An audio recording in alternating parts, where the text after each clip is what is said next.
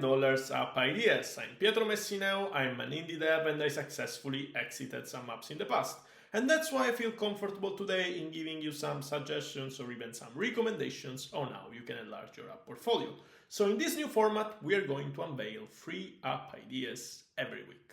And so for each app, we're going to see what is the app about, the revenues of the last 3 months, the amount of downloads, the complexity on how is, of course, complicated in building such a kind of app, and at the end, even the selling price. So what would eventually be the potential selling price of this application?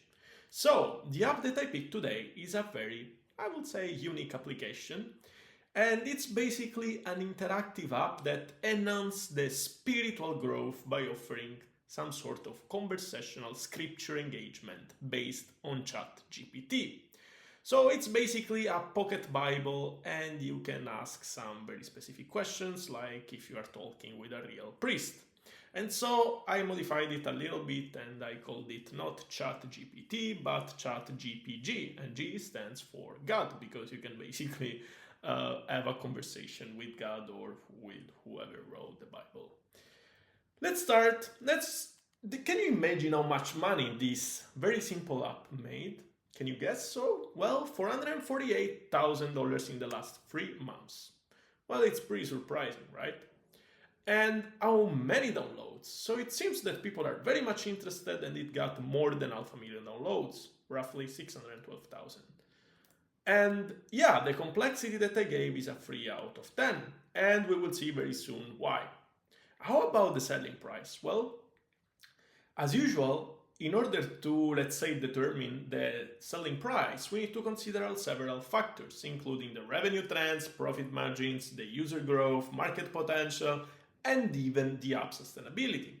So usually we have a range which starts with 3 times and 10 times the yearly revenues. So if this app made 448,000 in the last quarter and we multiply by 4, we obtain $1.79 million in 1 year.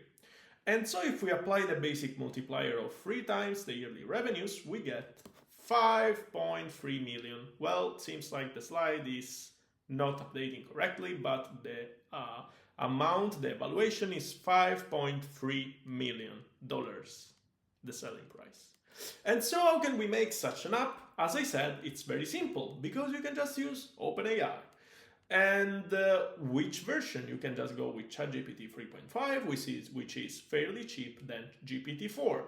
Why GPT 3.5 and not GPT-4? Because the Bible is not getting updated. So, which means that ChatGPT is already having all the knowledge related to the Bible, and as the Bible is not getting updated, you can ask anything with cheaper price with ChatGPT 3.5, which is, I think, 10 times cheaper than GPT-4?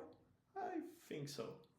And as usual, we have the usual questions. How about the monetization? So which type of monetization model they apply? Of course, subscriptions.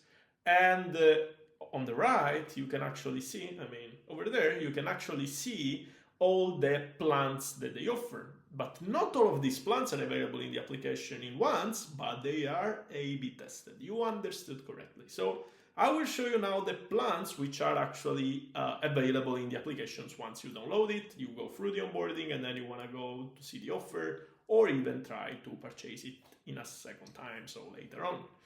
So they do have actually 2 plans, weekly and yearly, which are available immediately during the onboarding, and which should be the one that converts the most, and it's $4.99 a week or $59.99 a year.